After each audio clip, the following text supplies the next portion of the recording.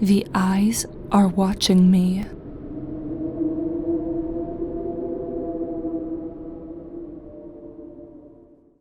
I bought a new house in the small town of Winthrop. The house was cheap, but the most important part was that I needed to get away from the big city.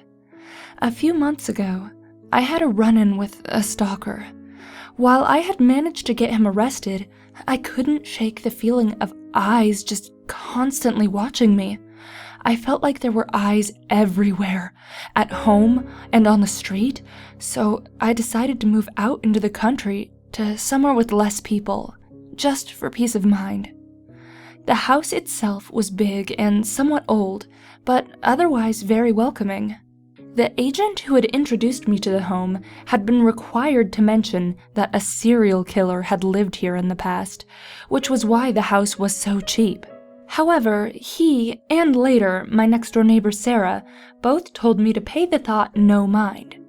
4 other owners had lived in the house since then, and all of them were very happy with it. I loved the house.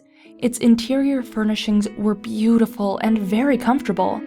The people of Winthrop were friendly, often bringing over freshly baked pastries or inviting me over for dinner. Get-togethers, they said, were the key to making sure everyone who lived in Winthrop loved it there. Yet, after a week, I stopped loving it. The feeling of someone watching had returned, worse than before.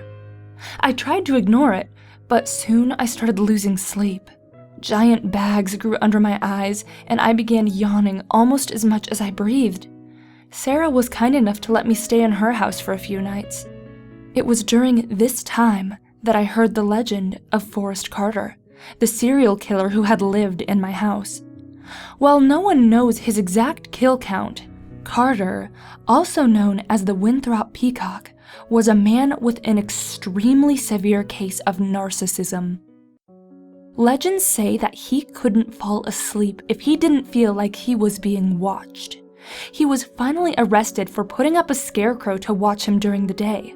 Only, it wasn't a scarecrow.